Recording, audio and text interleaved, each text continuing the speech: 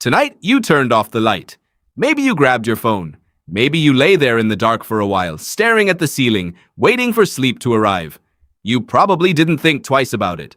But that small, forgettable moment, the one that happens every single night of your life, is something your ancestors would not have recognized at all.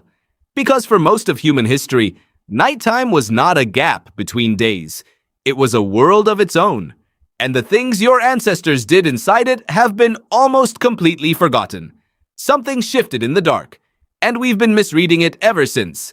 Most people assume ancient humans slept when it got dark and woke with the sun. But that's not quite right.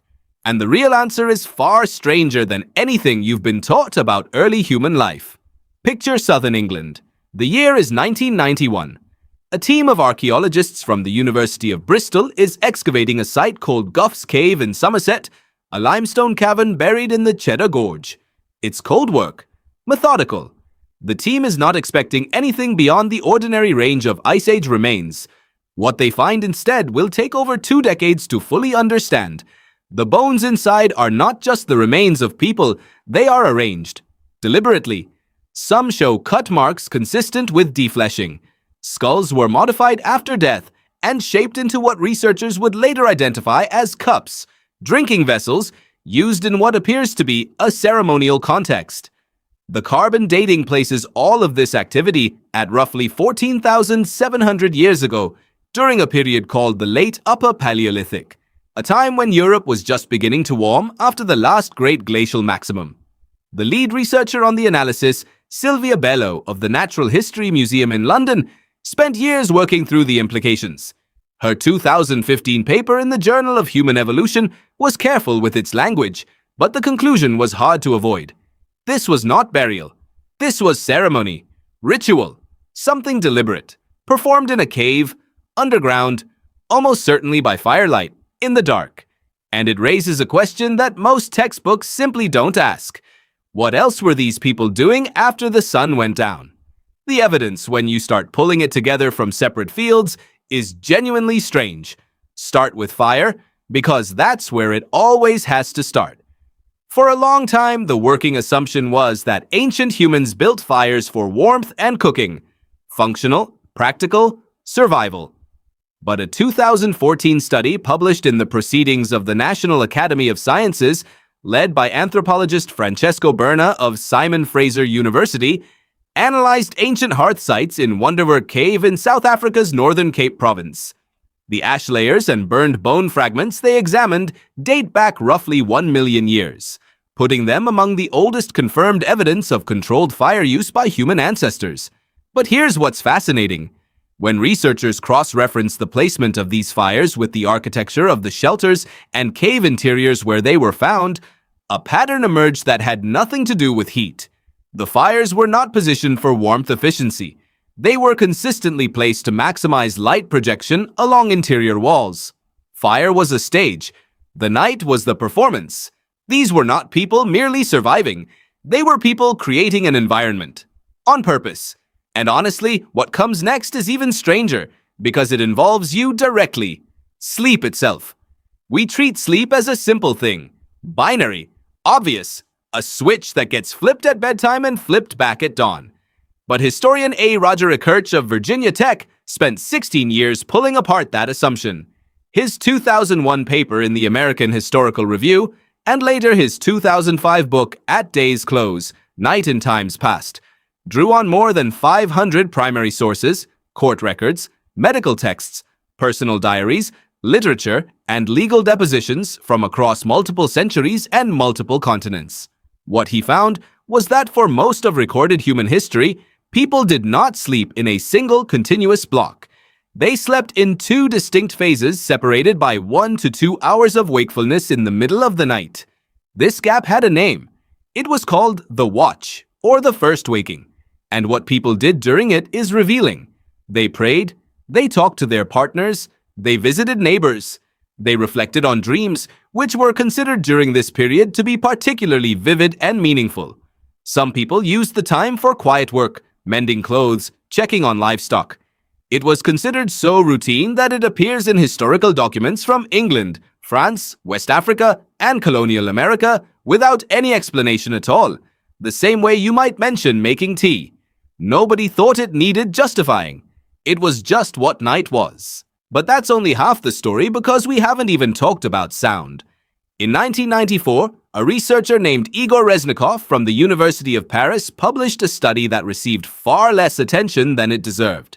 He had spent years examining Paleolithic cave painting sites across France, including the chambers at Font de Gaume and Niaux. His hypothesis was specific and a little unusual. He believed the placement of paintings inside these caves was not random. He believed they were deliberately located at points of maximum acoustic resonance, spots where sound echoed, multiplied, and filled the space in an extraordinary way. He tested every significant chamber using his own voice, noting where sound responded most powerfully, then compared those spots to the actual positions of painted images. The correlation he found was roughly 80%. The paintings cluster at the same locations where sound behaves in the most striking and dramatic fashion. These people were not just painting, they were singing, chanting, drumming, performing something in those specific spots, in firelight, underground, in a darkness so complete that the paintings themselves would have appeared to move as the flames shifted. The art was not decoration, it was a backdrop, and whatever happened in front of it happened at night. Here's the part nobody talks about. Almost every popular account of Paleolithic nighttime behavior focuses on the same narrow band of survival activity, keeping warm, guarding against predators, resting before the next day's hunt. The image is always the same tired figure huddled near a fire. But that image collapses when you look at what the archaeological record actually suggests about the social complexity of these communities. A 2017 study published in Nature Communications, led by anthropologist Kim Sterelny of Australian National University in Canberra, analyzed patterns of tool sharing, raw material transport, and symbolic object distribution at Upper Paleolithic sites across Europe. The patterns don't match isolated family groups scraping through the dark. They match networks, long-distance trade relationships, knowledge transferred across hundreds of kilometers. Ochre, shells, and carved objects moved in ways that only make sense if there were sustained social relationships across vast distances, and those relationships require maintenance. They require what every human society in history has used the night to do: storytelling, the oral transmission of knowledge across generations. The oldest confirmed narrative artwork in the world, a hunting scene painted on a cave wall in Sulawesi, Indonesia, dates to at least 45,500 years ago. Researchers Maxime Aubert and Adam Brum from Griffith University confirmed this in their 2021 paper in Science Advances. That image did not appear from nowhere. Before anyone picked up a pigment, someone told that story. Probably more than once. Almost certainly at night. Now bring this forward into your bedroom, your phone, the ceiling you stare at when sleep won't come. In 2011, sleep researcher Till Roenneberg of Ludwig Maximilian University in Munich published data from a study tracking the sleep timing of over 65,000 people across Europe. What he found was that your natural preference for sleep timing, your so-called chronotype, whether you tend toward early mornings or late nights, is not a lifestyle choice or a bad habit. It is substantially genetic, it is heritable, and a meaningful portion of every human population consistently shows what Roenneberg calls a late chronotype, a biological drive toward alertness and activity after dark. He argued this is almost certainly not a malfunction. It is a preserved ancient pattern. In any group of early humans sleeping under an open sky, some individuals would naturally stay alert later into the night, overlapping with others who woke early. Together, they would cover the full dark window. A watch rotation, encoded in genetics, maintained across hundreds of thousands of years of evolutionary pressure. You might not be broken for lying awake at midnight. You might be doing exactly what you were built to do. What if the night was never meant to be empty? What if the darkness was where the real human work happened, the stories that held a community together, the songs that carried the dead into something beyond memory? The dreams turned over and examined between two strangers in the firelit dark.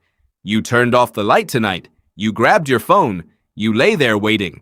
And somewhere underneath all of that, Beneath the scroll and the ceiling and the quiet breathing of a house at rest, something old was still running.